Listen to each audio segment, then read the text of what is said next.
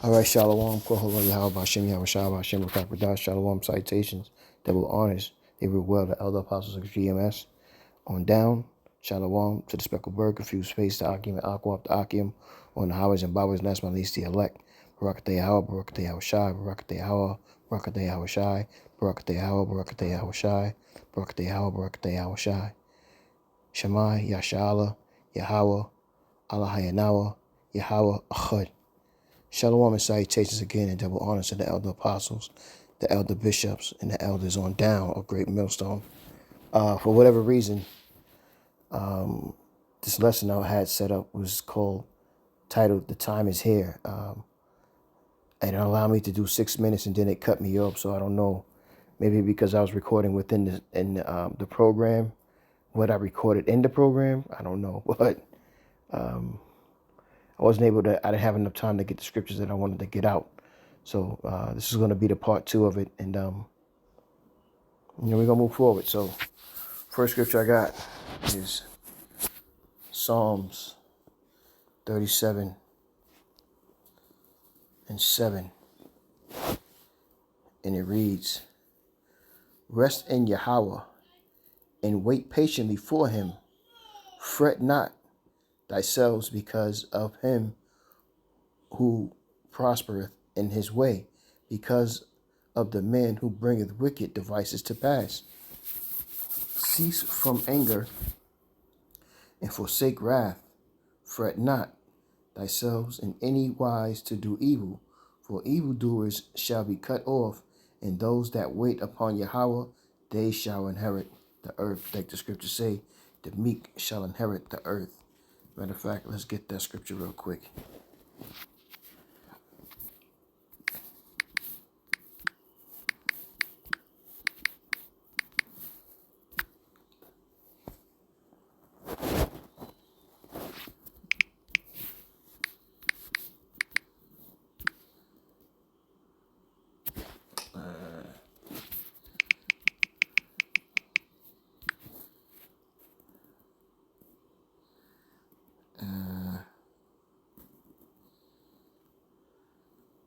I think it's in the New Testament.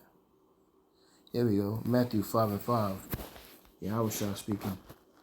And it reads, "Blessed are the meek, for they shall inherit the earth." So the Yahweh Shah picked the lowly, unlearned men and raised them up, which are Israelites, and most likely are the elect. And they are the ones who are going to inherit the earth and the blessings that come along with that. Because we're coming into that time. The time is almost here. You know what I mean? Really, the time is here. We're just going through the motions right now, dealing with what we got to deal with to the best of our ability. Let's get Ephesians.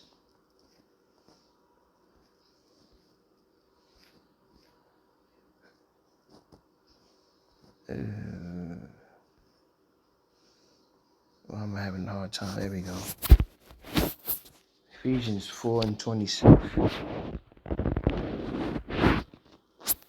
And it reads, "Be ye angry and sin not.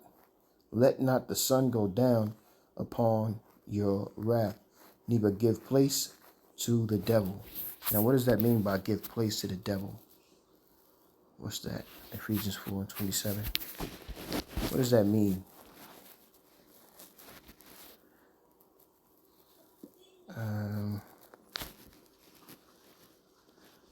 Why is it so? Okay. Ephesians 4 and 27. Let's see what that word place means. Topos. Strong's G 5117. Tapas. Tapas. In Spanish, la tapas means top. The top, la tapas. But this is topos.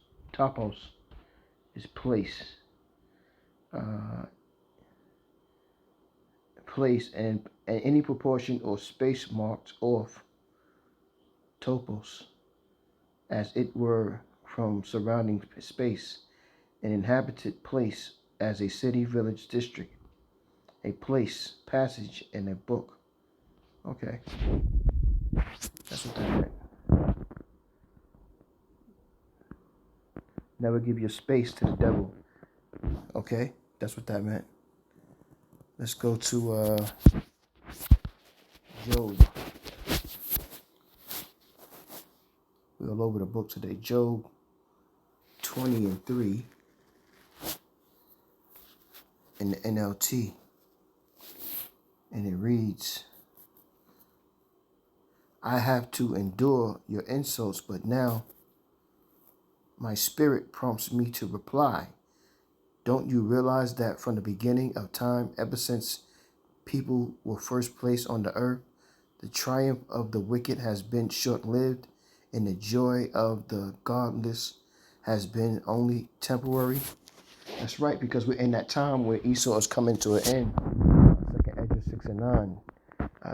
6:9. Esau is the end of the world, and Jacob is the beginning of it that follows. Paraphrasing. And this is where we at now, man. Deuteronomy 32:7. And it reads, Remember the days of old, consider the years of many generations. Ask thy father, and he will show thee, thy elders, and thy will tell thee. And this is how I learned the 100% truth, by listening and following my elder apostles of Great Millstone, and the bishop elders, and also the elders. I've listened to them and I've learned from them. They are the ones who taught me this 100% truth. And the way they teach it is the same way I teach it. There's no reason to have to change it up, flip it, or add or subtract. Really, you're not supposed to do none of that. The scriptures tell you that. Just go out, learn the scriptures, eat the whole roll, like Elder Apostle Tahar says, and go out and teach. So I'll eat the whole roll and go out and teach. That's it. You don't have to have any gimmicks or any games or anything about it. You go out there and you teach the word. That's all you need to do. You don't have to add anything to it. Just teach it the way it is, and you teach it the right way. Baruch 2:30. And it reads, For I knew that they would not hear me, because it is a stiff-necked people, that's you Israelites, but in the land of their captivity, a land of their captives, they shall remember themselves, and shall know that I am the Yahweh, their power, for I give them an heart and ears to hear, and they shall rise, and they shall praise me in the land of their captivity, and think upon my name, and return from their stiff neck and from their wicked deeds, and they shall remember the way of their fathers, which sinned before Yahweh. So this is exactly what's going on right now. The time is here that the world is recognizing that the Lord's people are you so-called Negroes, which are you you Judas, you Judites, Benjaminites, and Levites, and you so-called Spanish and Native American Indians on down, which Yahweh, Bahashem Yahweh Shah, put the spirit on us to speak these words and to praise his name. This is why we get on and we say Barakatah Yahweh, Bahashem Yahweh Shai, bless you, Yahweh, bless you, Yahweh Shai. This is what we're saying. We're praising the name of the Holy Father in front of the whole world. Now you have to get prepared, because what's going on is that with us getting out here prophesying, we're taking down Esau's kingdom with that, and they don't like that. So they're gonna have to get ready to roll on us. This is why these scriptures are so important, and learn them and teach them the right way.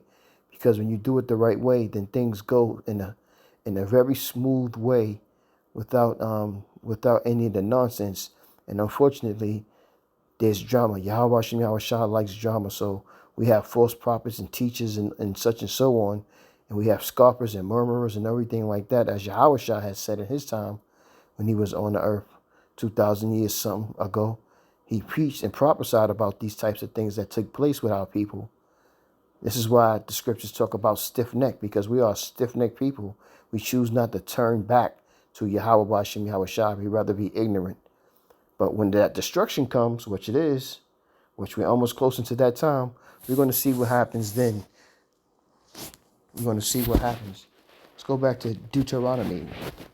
Excuse me, I'm just tripping. Deuteronomy 32:4. And it reads, He is the rock, his work is perfect, for all his ways are judgment. The most high of truth, and without iniquity, just and right is he. That's right, and he's going to allow his people to come back. And it's only this time we're going to remember. It's not going to be the whole thing. Just a remnant of his people, man.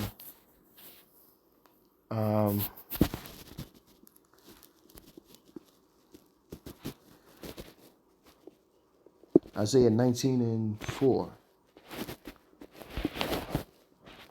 Just listening to the elder apostles, man, and jot down a couple of scriptures and and build a lesson and get the precepts for them. You know what I'm saying? It's just that simple. I heard elder apostles hard say that today. It's not hard to do this, and it's not. You know what I mean? And then you got to have vision and understand it. You got to have vision on seeing how these things are going to play out when you read the scriptures. And Elder Apostle Gabar said this is why men drop out, or they don't continue in the truth and teaching. It's because they don't have the vision. Isaiah 19:4, and the Egyptians are synonymous with Babylon, and we know what Babylon is synonymous with today. Okay, and the Egyptians will give over into the hand of the cruel Lord. Who's the cruel Lord? DJT, baby. He's the cruel Lord, man. And a fierce king shall rule over them, saith Yahweh, the Lord of hosts. And the waters shall fall from the sea, and the river shall be wasted and dried up.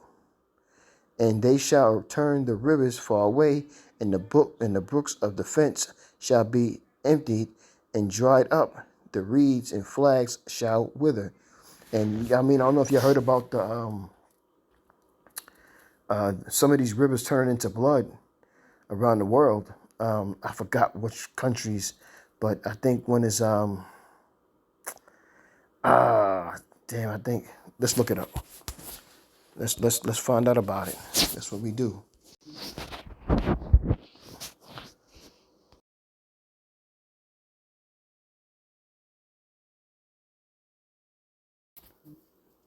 According to ABC News, the Walt Disney Company, the Sarandi Stream, near Villa Inflamable, in the municipality of Avellaneda, is home to tanneries and other industries that transform animal skins into leather using chemicals. Images of the blood-red waterway captured by residents quickly spread on social media, evoking apocalyptic imagery. Play a couple of videos here. A river in Greater Buenos Aires mysteriously turned red, sparking fears among locals of a toxic spill, according to local reports. Local media say that authorities have collected water samples to investigate the discoloration of the river, which flows into the Rio de la Plata and is near an ecological reserve, according to Reuters. Initial findings from government agencies suggest that the substance may not be toxic, according to Reuters. Wow. So the plagues are coming down, just like the plagues were in Egypt. They're also taking place in Babylon, man, and all around the world.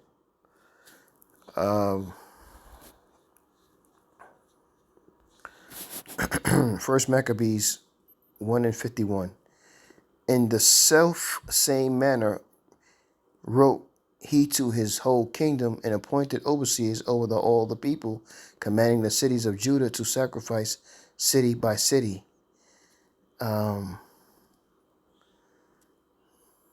That's not actually what I wanted. And the burnt incense, that's not what I wanted.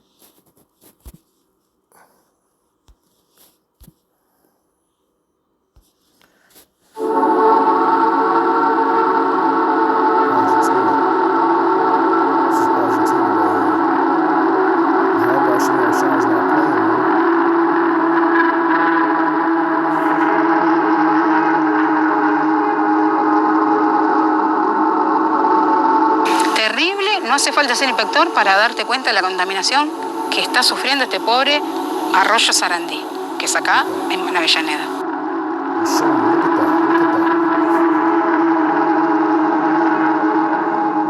what's happening next. It's gonna be dead sea animals that's gonna be popping up out of there and floating because of the river. Let's get Proverbs.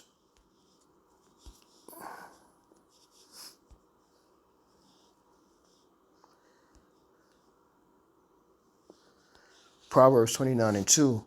When the righteous are in authority, the people rejoice, but when the wicked beareth rule, the people mourn. And that's exactly what's going on. The people are mourning.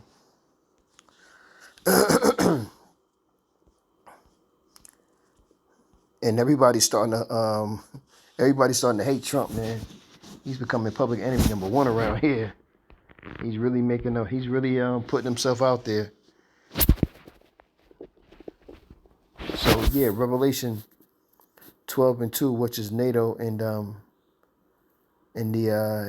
EU, and the 10, the beast system, and the 10 horns which thou servest are 10 kings, which have received no kingdom as yet, but receive power as kings 1 hour with the beast.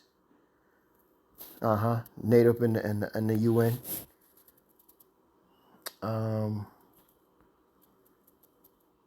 Do I have another scripture? Yeah. Let's get another precept. Daniel 7:20. And of the 10 horns that were in his head, and the other which came up, and before whom they fell, even of that horn that had eyes, and a mouth that spake very great things, whose look was more stout than his fellows, I beheld, and the same horn made the war with the saints, and prevailed against them, until the Ancient of Days came, and judgment was given to the saints of the Most High, and the time came that the saints possessed the kingdom.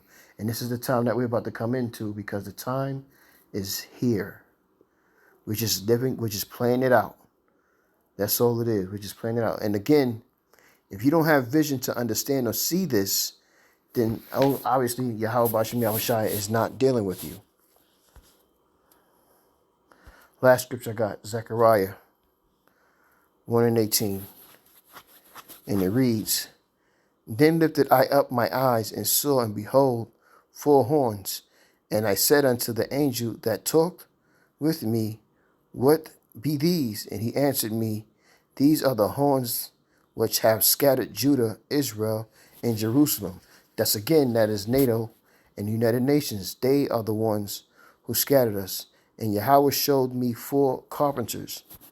Then I said, What come these to do? And he spake, saying, These are the horns which have scattered Judah, so that no man did lift up his head. But these are come to fray them, to cast out the horns of the Gentiles, which lifted up their horn over the land of Judah, to scatter it. Let's get this in the NLT. Let's get that in NLT.